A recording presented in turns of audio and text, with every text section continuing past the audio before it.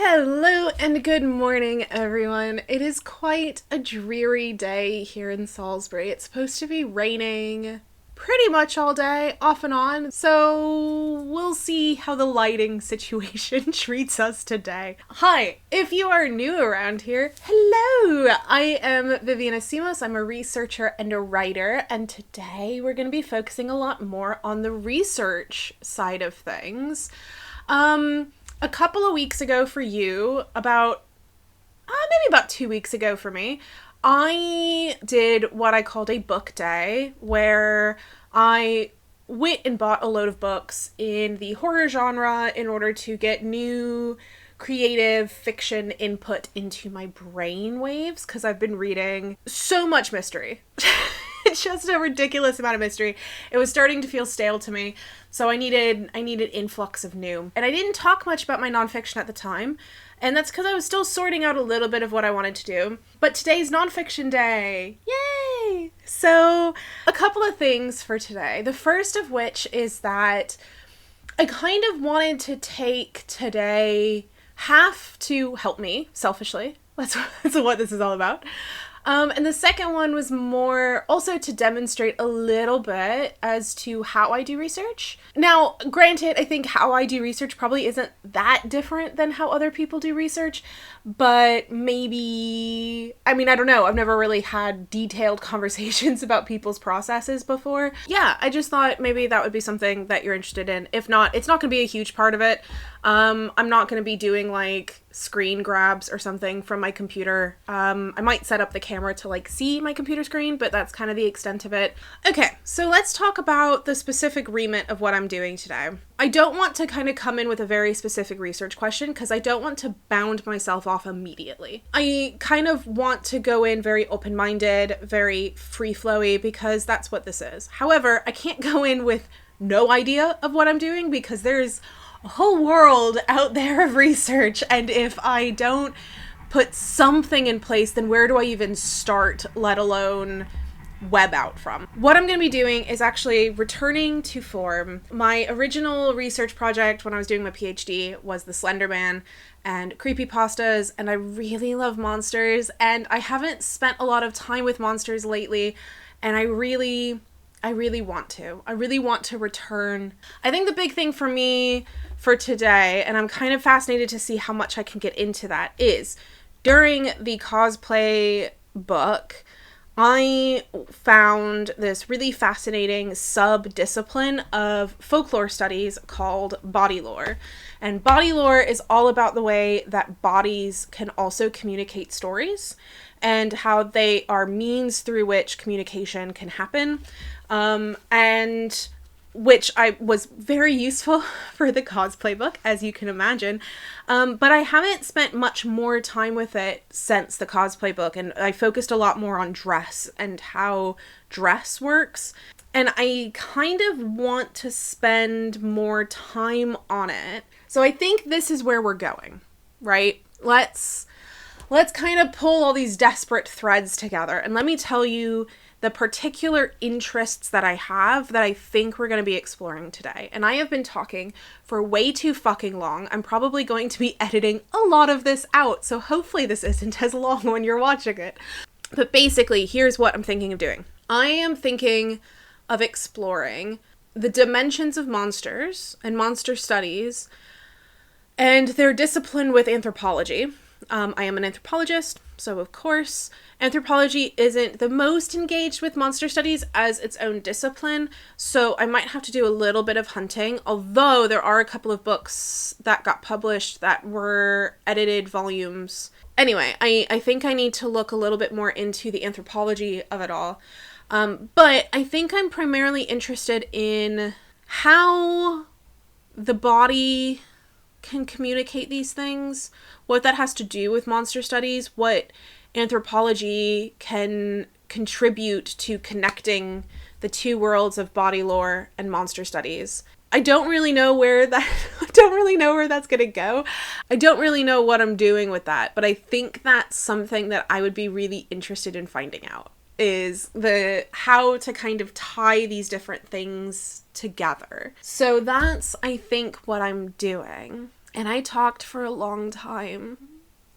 I'm so sorry if you had to sit through all that. I'm going to edit this out. I'm going to edit so much of that down because I have been rambling for 23 minutes, 24 minutes. I am going to go make a coffee.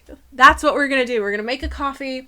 We are going to settle down. We're going to put on a reality show and we are going to do research. Yes.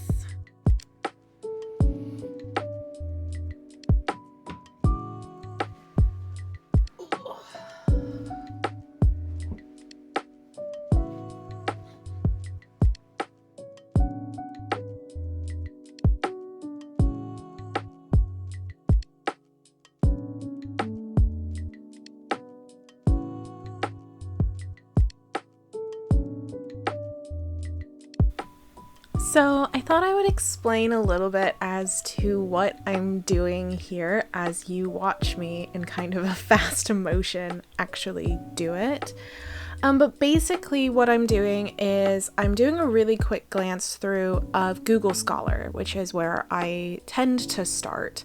I know that Google Scholar isn't the best search function for academic work, but it's what I have and it does its basics, so that's kind of enough for all I was wanting in this particular scenario.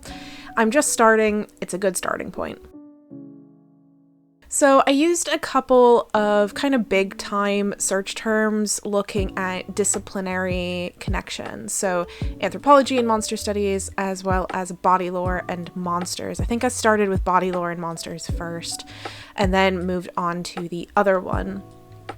Basically, as I see something that might be of interest, even in passing, I open it up in a new tab and keep scrolling down the list. Once I have too many tabs for me to deal with, I then start actually looking at them in a little bit closer attention. Typically I read the abstract, maybe I'll look at what they're citing, maybe I'll kind of do a quick glance through of any other factors. If I still think that this is of relevance or of interest to me, then I will note down all of the citation information for this particular resource in Zotero.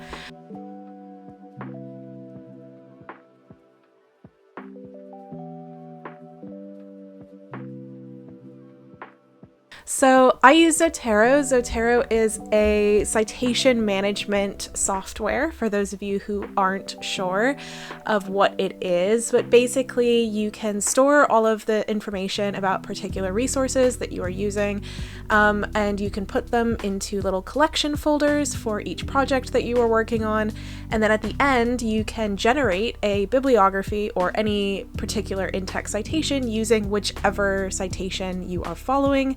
So this was incredibly useful when doing my PhD because obviously I had a lot of resources that I was using. I had them all in a little folder for my PhD.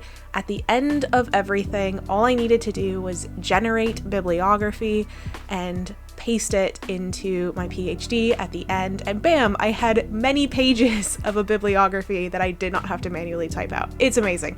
Highly suggest for anyone who does a lot of research work. So basically, I started a new collections page for Zotero, and one of the handy things about Zotero is you can actually input citations through ISBN numbers or DOI numbers. So that means that I don't have to manually input it unless, of course, the DOI is not working, which happened for one of the articles, I think, today. But anyway, you can just copy it from, say, JSTOR or from the back of the book on whichever place you're looking at the book, and then paste it into Zotero and it auto-generates all the information that you need. So basically, I'm using this as a way to keep track of the material that I am interested in reading, even if I haven't used it yet. And then also, one of the really handy things about Zotero is that you can actually store PDFs in it.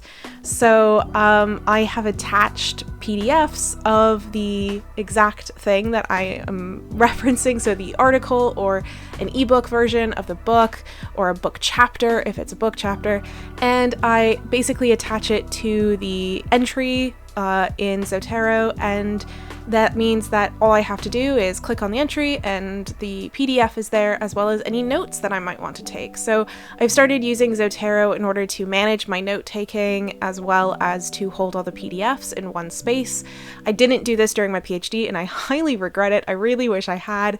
It would have been so nice to have it all in one place, while instead what I did during my PhD was constantly change how I was taking my notes, so I've lost things along the way. But now I'm using Zotero. This is not sponsored by Zotero, but if it could be sponsored by Zotero, if anyone is interested.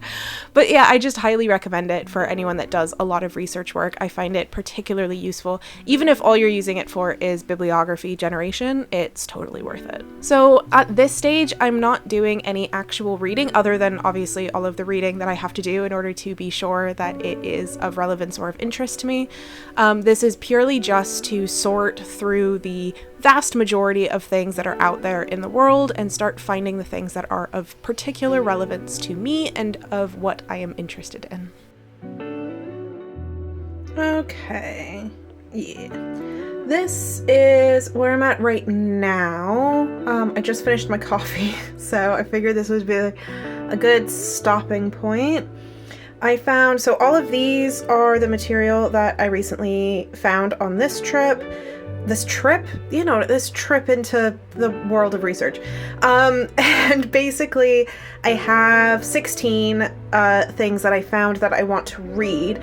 Now, that being said, 4 of them are ones that I already have read or already had access to, but I was reading with a very specific thing in my mind, so I might skip those and go straight to the other ones. So the ones that I already had were the 2 by Donna Haraway, and then also there's an edited volume, well, 2 edited volumes by Musha Bash and Prestardson. Oh my god, I probably mispronounced those horribly, but they did ones on monster anthropology, and so which I already had access to. So I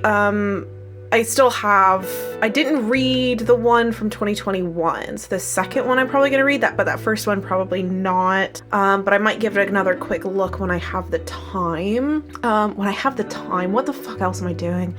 Anyway, so this is what I got. As I said, I just finished my coffee, so I'm trying to decide if it's a smart idea to have a second one, but I might take a short break in the meantime. Alright, back from a very, very small break. It was only like 5-10 minutes, and during that time I went against better judgment and made myself another coffee, which normally I only have 1 coffee a day, so not only am I overly caffeinated, but I've also been putting sweetened condensed milk in my coffees, and so now not only am I caffeinated, I am very sweetened and sugared. So I decided that this afternoon before lunch, because I've got about an hour or so before I take a lunch break. I normally go for a walk, but the weather is abysmal, so I'm probably not going to. I found, I think this is an edited volume? Yes, it's an edited volume by Joseph Laycock and Natasha Mickles. Now, I have read an article by both of them that is called Tracking the Tulpa, which I read for my PhD. It was really good. I've read other works by Joseph Laycock. I think there was something else by Mickles, but I might be wrong that I read. So anyway, I was looking forward to reading it because it's, religion, culture, and the monstrous. And because I'm anthropology of religion, I'm talking about monsters.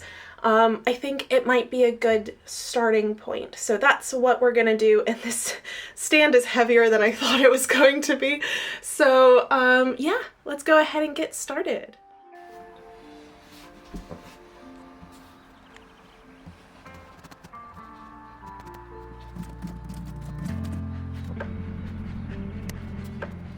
So during the reading stage of any particular material, as I am doing here, as you can see, I have a little note thing on one side and the chapter that I'm reading on the other, and I take notes. So this note-taking software that I'm using is Zotero. It's all in Zotero, and it means that later when I am looking up, say, oh, this particular reference mentioned monsters and I'm wondering what it says, I not only can look at the original, but I can also look at my notes on it, so I can kind of see what it was that I was interested in, what it was that I noted, so that way I know for going forward. It makes things significantly easier for me.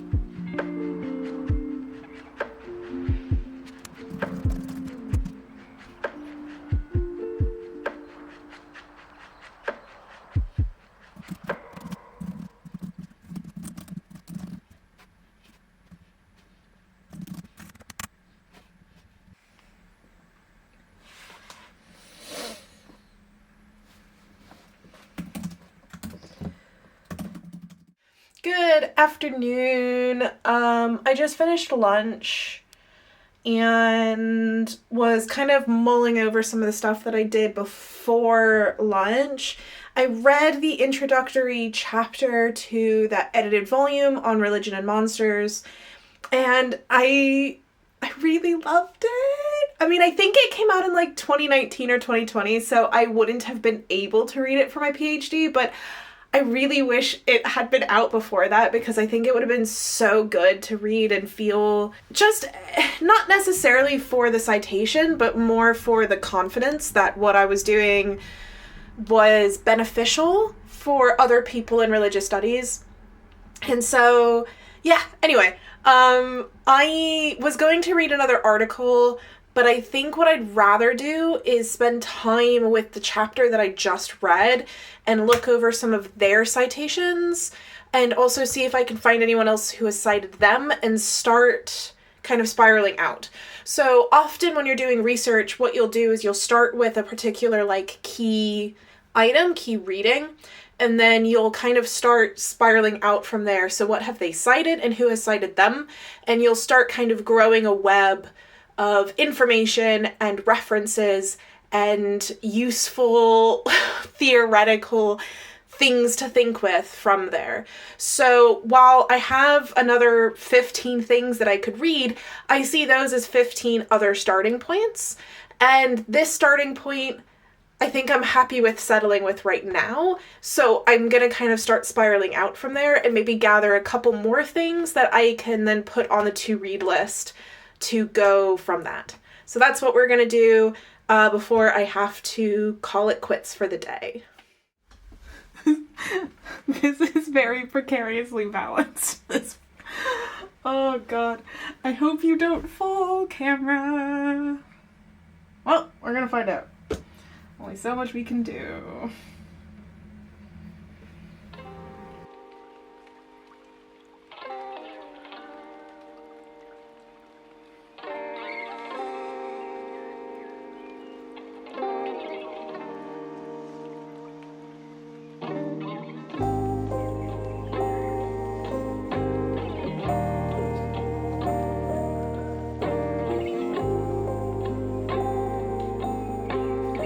So this last stage of research gathering, I obviously, of course, went through the book and looked at what it had referenced and noted those down.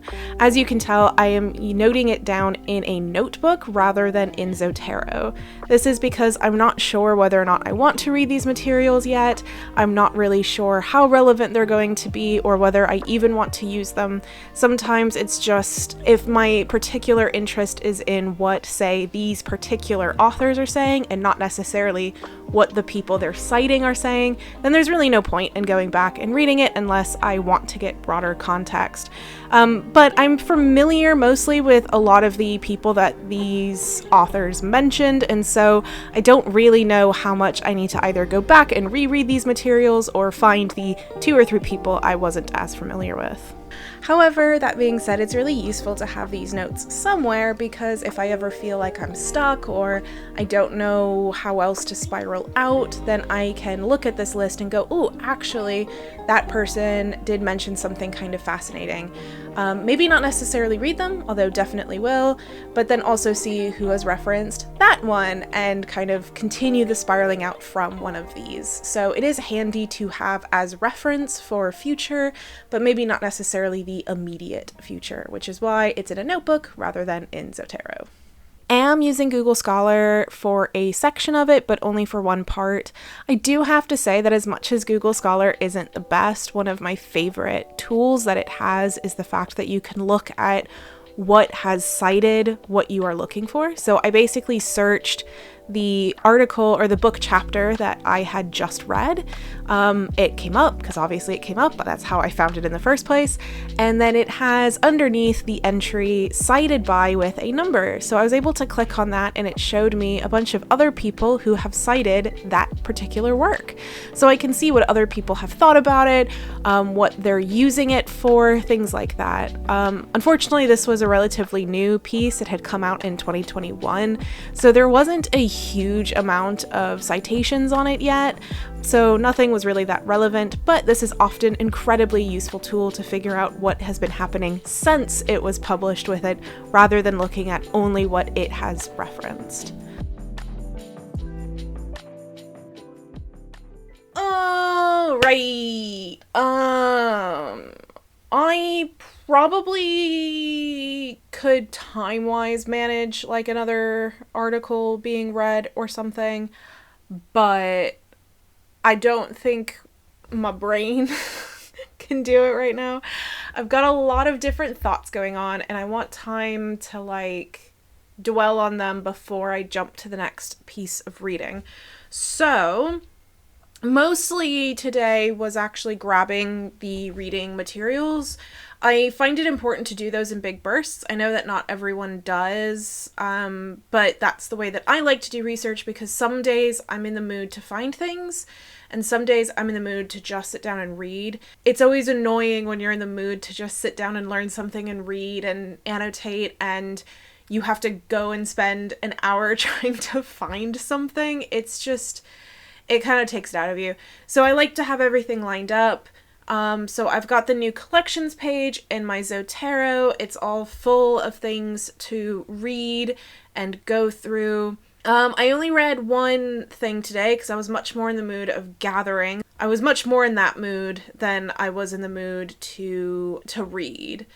But I did read the first opening chapter of In Religion, Culture, and the Monstrous of Gods and Monsters, edited by Mickles and Laycock. The very first chapter, also by Mickles and Laycock, is 5 further theses on monster theory and religious studies. So Jeffrey Cohen is sketched out the 7 theses of monster studies when really establishing monster studies as a discipline. And it was basically 7 ways of understanding what a monster is and how it is. And those are to help guide us in researching the monster and studying it. And Mickles and Laycock laid out another 5 theses that they want to add onto the 7 by Jeffrey Cohen as a way of having a contribution to monster studies from religious studies. Religious studies is an interdisciplinary field of study focusing on the study of religion. As an anthropologist of religion, I often associate myself in religious studies. It was really interesting to read, and I agreed with quite a few of the points. I can't remember if I agreed with all of them. But yeah, I think that there was a lot that they had to add that I think didn't feel pedantic. I thought it felt very useful. And felt like it was really contributing to something, and I think it also helped to solidify some of the viewpoints of monsters. However, that book came out in 2021, so there's not very many people citing it, so as far as spiraling out from there, there's going to be a little bit of it. They use Bill Ellis, who's a folklorist. They use somebody else, Bill Hayes. They talked about Robert Bauman. There was like a couple of other scholars that they used in their argument, which I think would be useful to either read or reread depending on who it is. So anyway, yeah, that was what I did today. And I think I'm really happy with it. I think it was a nice, strong headway. I'm really glad that I'm taking the time out to do this. And basically, I'm going to be trying to approach this research like I would a research project that I'm doing for, some kind of actual active purpose. I'm trying to have that same level of engagement with it. However, it is not as serious. There's no deadlines. It's not as restrictive, and I'm hoping that really helps to make me feel more invigorated about research and some of the different things that I can do, and hopefully it will also make what I produce afterwards that much better, not only because I'm just reinvigorated, but because I have more ideas and more thoughts and more things to think with. So anyway, that's it.